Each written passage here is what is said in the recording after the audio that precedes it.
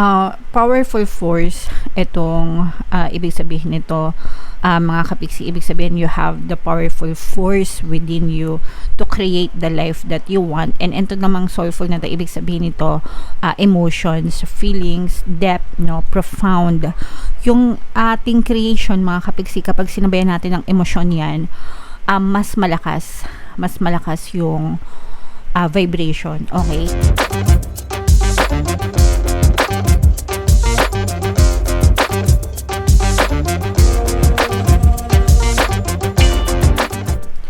Hello guys, hello Aquarius, welcome back to Pinoy Pixie Tarot. Ang pamangkat ng episode natin for tonight is OOTM, Oracle of the Month, para ngayong September, para sa Aquarius, Sun, Moon, Rising Sign, and Venus. Meron tayong tatlong decks ng cards dito guys. Ito yung para sa spiritual messages nyo, ito yung para sa life messages, and ito naman yung para sa love life, mga kapiksi. Kung ano na lang yung makaresonate sa inyo guys, take that message. Yung iba pwedeng makaresonate, yung iba pwedeng hindi. Yung iba pwedeng ilan lang yung makaresonate, ganyan. So unahin natin tong spiritual message para sa inyo, mga kapiksi. So we have the create message para sa iyo. Pag sinabing create, mga kapiksi, yung creation, paggawa, no? Creation, paggawa ng mga bagay na minimithi nyo sa buhay, yung creation ng reality na gusto nyong ma-experience sa inyong physical reality, yung creation nun, okay?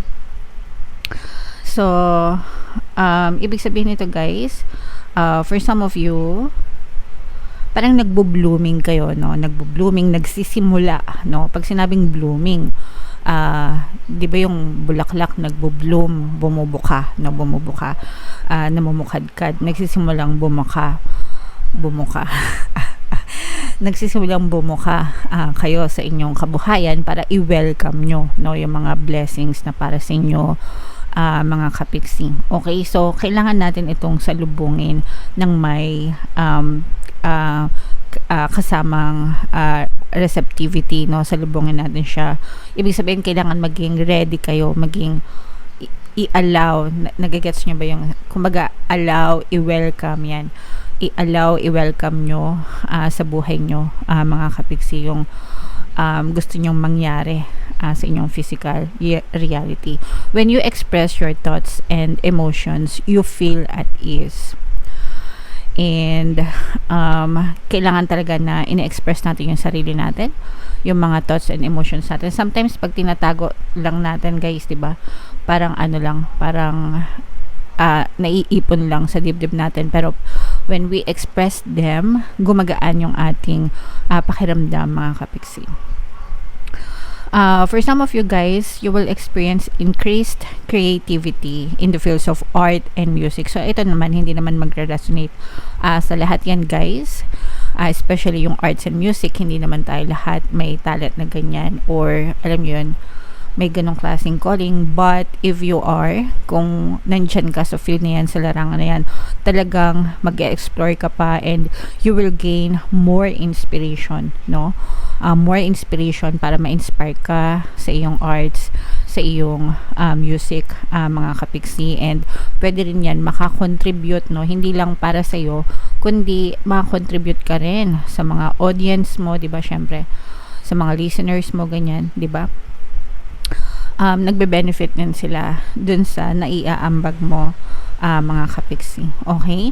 So, lalo mo pa siyang ipag-bloom, mga kapiksi, lalo mo pa siyang pagyabungin yung iyong creativity, no, sa iyong arts and music, mga kapiksi. Kasi hindi lang ikaw yung magbe-benefit dyan, kundi pati yung mga tao na nakasubaybay sa'yo. So, comment down below if feeling nyo nakaresonate kayo dyan, Aquarius. Ito naman yung mga life messages nyo, guys. So, shuffle natin to. Habang sinashuffle ko to, guys, panoorin nyo muna yung video natin regarding sa ating paano mag-manifest ng abundance video course. Kapiksi, sawa ka na ba sa mga struggles at hirap sa buhay mo? Masipag ka ba at masikap sa buhay ngunit hindi ka pa rin umaasenso? Ilang beses ka na bang nag-attempt mag-negosyo at mag-invest pero palagi ka pa rin nalulugi? Sa pagkakataon na ito ay maaaring may subconscious beliefs ka na nagiging balakid sa iyong pag-unlad at pagyaman. Introducing, paano mag-manifest ng abundance video course. Dito ay matututunan mo ma-overcome ang mga balakid mo para tuluyan ka ng umunlad, umasenso, sumagana, maging matagumpay, successful at maswerte sa iyong kabuhayan, pera, trabaho, negosyo, salapi at kaperahan ng bonggang-bongga. Dali, mag-send na ng email sa pinoypixietaro@gmail.com at simulan na ang iyong pagyaman ngayon. Alright, so sa lahat ng gusto mag-avail ng course guys, mayroon tayong promo ngayong August until August 31. Magbibigay ako ng free 3-in-1 pampaswerte sa subliminal, so pampaswerte sa kabuhayan, sa pera at saka sa love life. Worth 1,500 yung freebie na yan. Sobrang ganda guys, pinapakinggan ko yan as in i-avail nyo na yung course para makuha nyo yung freebie na subliminal. And meron din tayong bagong course guys, paano mo wala ang third party. Later on, i-discuss ko yan. Pero eto guys, yung inyong life messages. We have earth and we have soulful. Ito guys, this is about creation, no? Powerful force, itong ibig sabihin nito, mga kapiksi, ibig sabihin you have the powerful force within you to create the life that you want. And ito namang soulful na ito, ibig sabihin nito, emotions, feelings, depth, no, profound. Yung ating creation, mga kapiksi, kapag sinabayan natin ng emosyon yan, mas malakas yung vibration, okay? Pero yung emosyon natin guys, palagi kasi yan sumusunod sa pattern of thoughts natin. So, ibig sabihin ko ano yung iniisip natin, yun din yung nararamdaman natin. Kaya 'di ba pagka malulungkot yung iniisip natin, 'di ba? Malungkot din yung emosyon natin. And we vibrate energetically. Kaya nakikita nyo ang bilis na makakita tayo ng mga negative na circumstances. Kasi unang-una malakas yung emosyon ng pagkanega, 'di ba? Malakas yung emosyon ng malungkot, malakas yung emosyon ng galit, malakas yung emosyon ng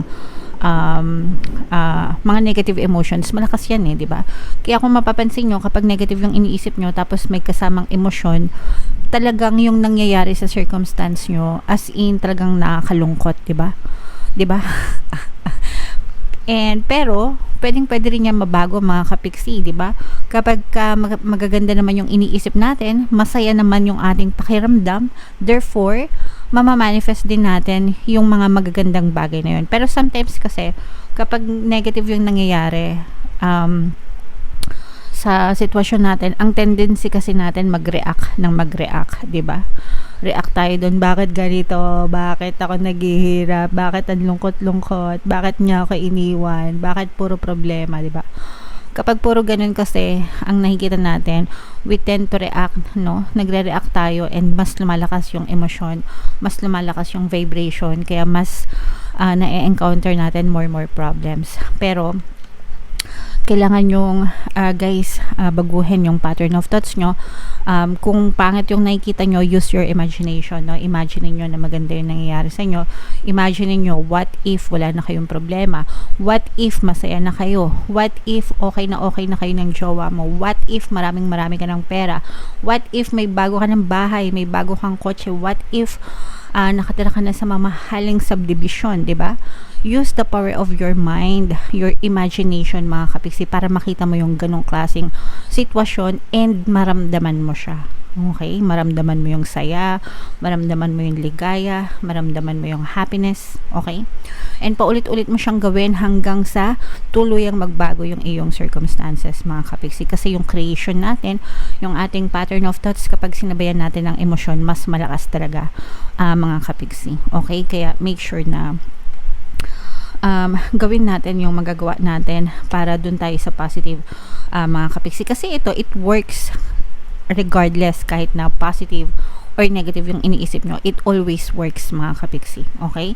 Yun nga lang, syempre, gusto natin na maayos yung buhay nyo, guys. Kaya palagi ko kayong sinasabihan na think positively. Hindi think positively para ma-motivate lang kayo or ma-inspire kayo. Hindi ganun, guys, no? Yun yung law. Yun yung pamamaraan para mabago nyo yung buhay nyo. You have to think positively about your desires, about your goals, para ma-push out siya sa inyong physical reality and ma-experience nyo siya. Hindi magbabago yung buhay nyo hanggang hindi nagbabago yung pattern of thoughts nyo, yung mga pinaniniwalaan nyo, yung mga perception nyo.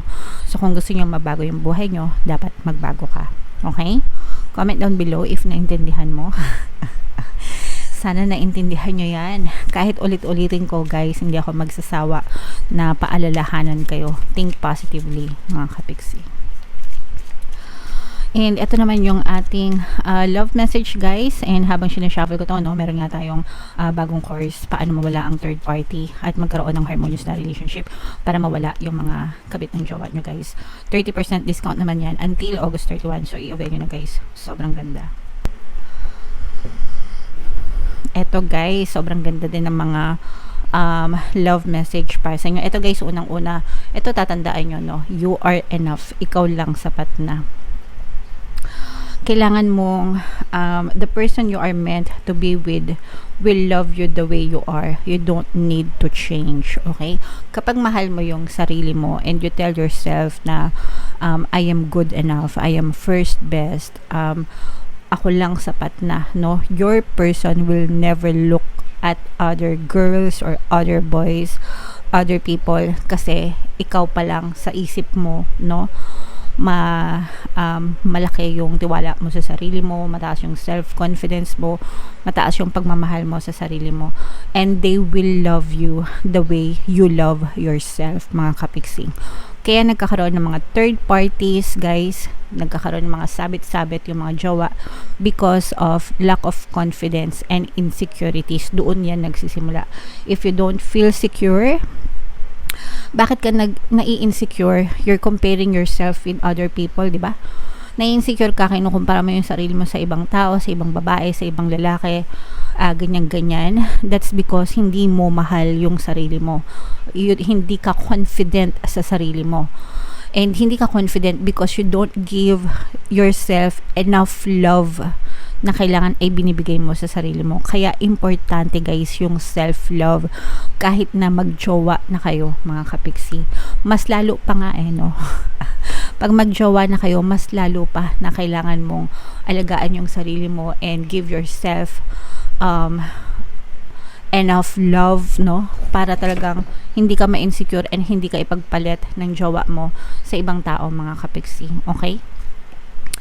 So, meron tayo guys self-love subliminal dito sa ating channel. Pakinggan nyo.